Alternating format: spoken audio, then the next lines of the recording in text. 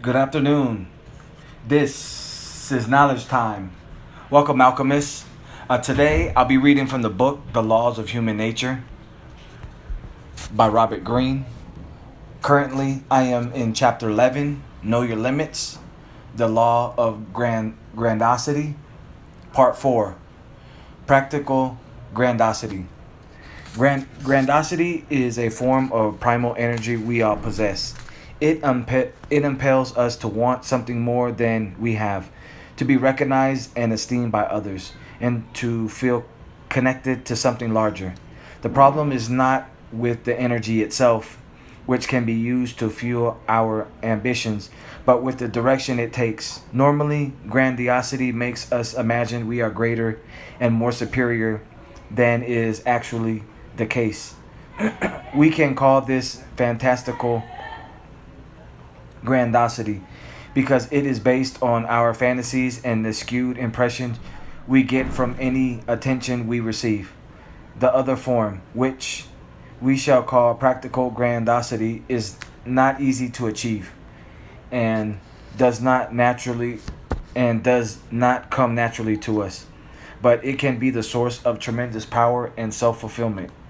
Practical grandiosity is based not on fantasy but on reality. The energy is channeled into our work and our desire to reach goals, to solve problems, or to improve relationships.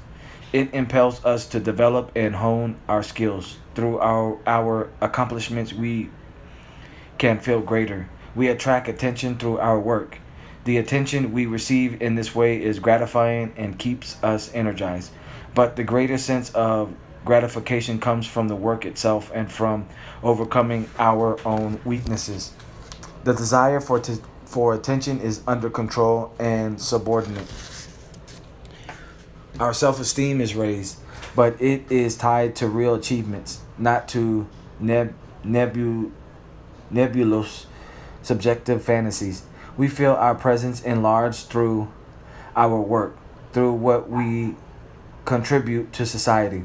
Although the precise way to channel the energy will depend on your field and skill level. The following are five basic principles that are essential for attaining the high level of fulfillment that can come from this reality based form of grandiosity. Come to terms with your grandiose needs. You need to begin from a position of honesty. You must admit to yourself that you do want to feel important and be the center of attention. This is natural. Yes, you want to feel superior. You have ambitions like everyone else. In the past, your grandiose needs may have led you into some bad decisions, which you can now acknowledge and analyze. Denial is your worst enemy. Only with this self awareness can you begin to transform the energy into something practical and productive. Concentrate the energy. Fantastical grandiosity will make you flint from one fantastic idea to another, imagining all the accolades and attention you'll receive, but never realizing any of them. You must do the opposite. You want to get into the habit of focusing deeply and completely on a single project or problem. You want the goal to be relatively simple to reach and within a time frame of months and not years. You will want to break this down into many steps and goals along the way. Your objective here is to enter a state of flow in which your mind becomes increasingly absorbed in the work to the point at which ideas come to you at odd hours. This feeling of flow should be pleasurable and addicting. You don't allow you don't allow yourself to engage in fantasies about other projects on the horizon. You want to absorb yourself in the work as deeply as possible. If you do not enter this state of flow, you are inevitably multitasking and stopping the focus. Work on overcoming this. This could be a project you work on outside your job. It is not the number of hours you put in, but the intensity and consistent effort you bring to it. Related to this, you want this project to involve skills you already have or are in the process of developing. Your goal is to see continual improvements in your skill level, which will certainly come from the depth of your focus. Your confidence will rise. That should be enough to keep you advancing. Maintain a dialogue with reality. Your project begins with an idea, and as you try to hone this idea, you let your imagination take flight, being open to various possibilities. At some point, you move from the planning phase to execution.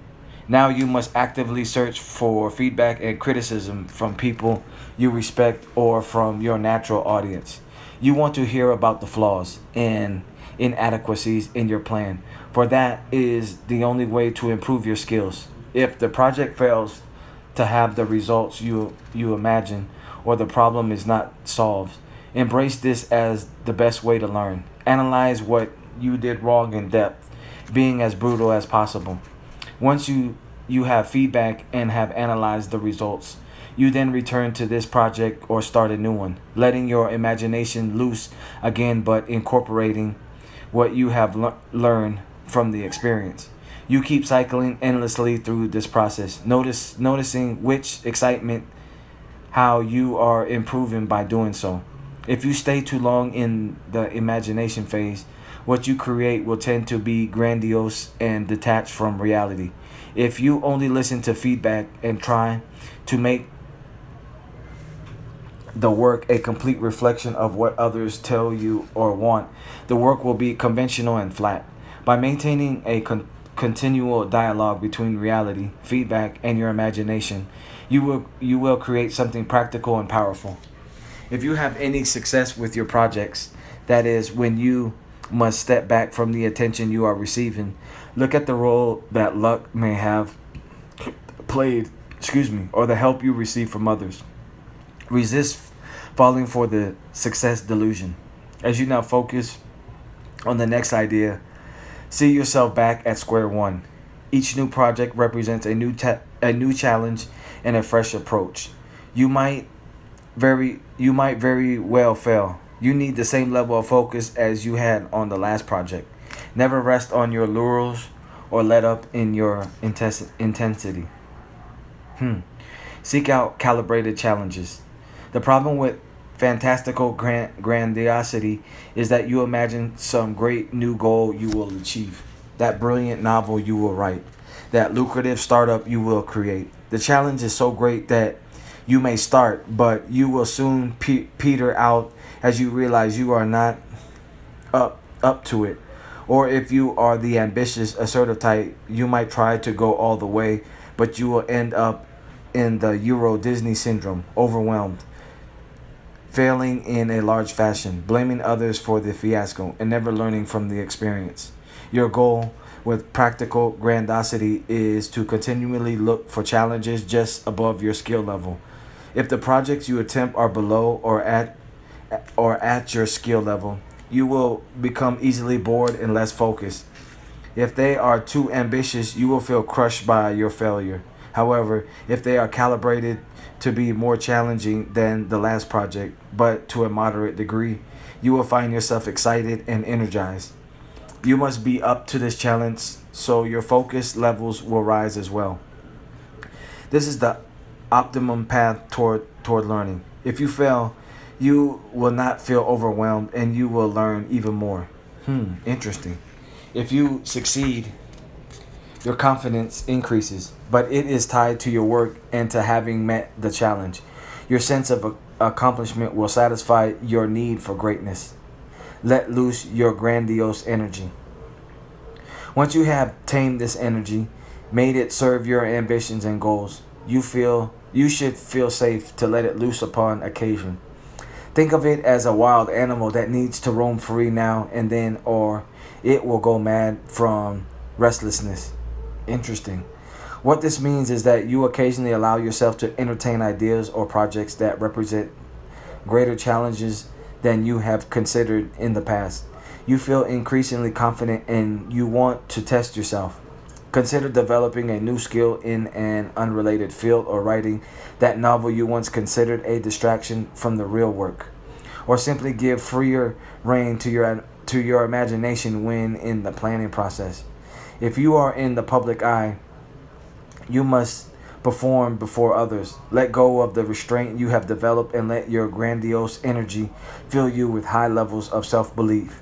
You will animate your gestures and give you greater charisma. If you are a leader and your group is facing difficulties or a crisis, let yourself feel unusually grandiose and confident in the success of your mission to lift up and inspire the troops.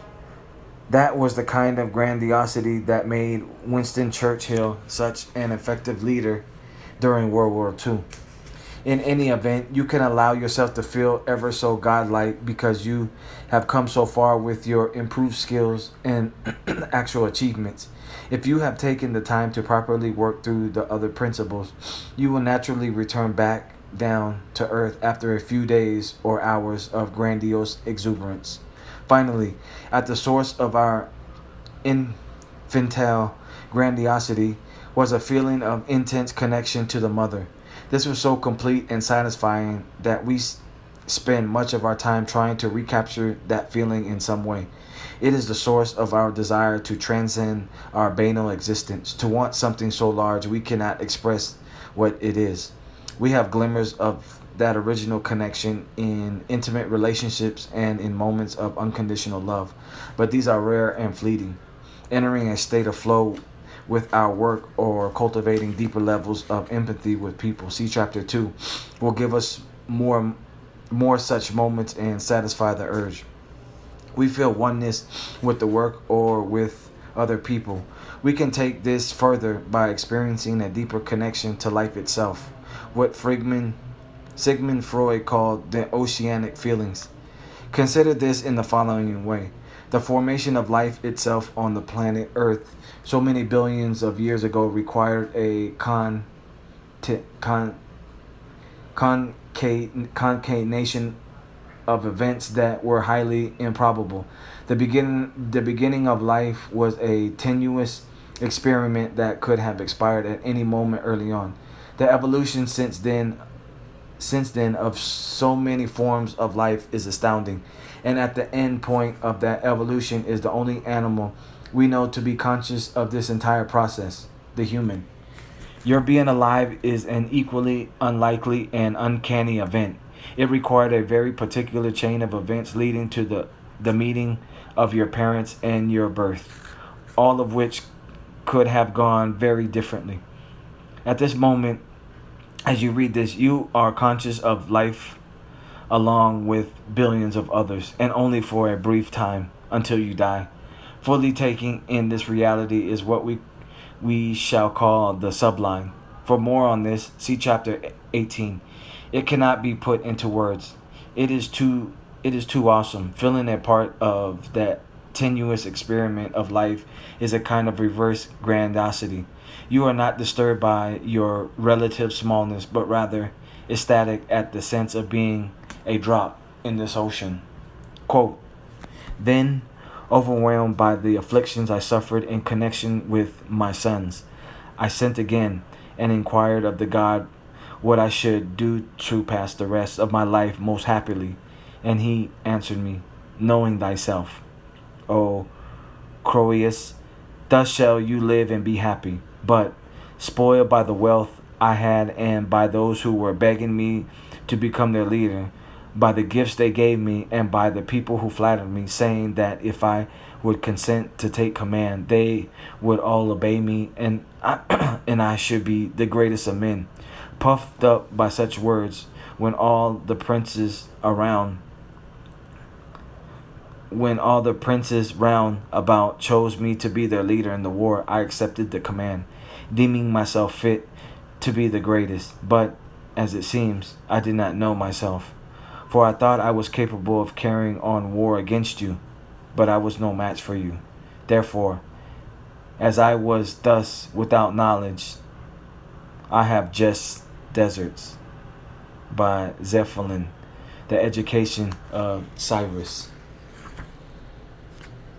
And pretty much that's the end of chapter 11. Chapter 12, I'll read that tomorrow. In chapter 12 is connect to the masculine or feminine within you, the law of gender rigidity. In conclusion, basically, what I got from the practical grandiosity is pretty much just the power of grandiosity. You know, taking that energy and turning it into a positive, and knowing, pretty much knowing when you're lost in it, or and when you can transform it to your benefit. So, um, what else was I saying? Yeah, that's pretty much just, I mean, transmuting your energy, and that's how I'm living my life now. When I get angry, I put that anger into I remember I was in California, had something just, um, my roommate just doing some dumb shit, just pretty much pissed me off to the point where I was so hot. Um, but it's just my old primitive self that I grew up with, and I gotta learn to kind of, like, that energy was just, I just felt so infuriated, like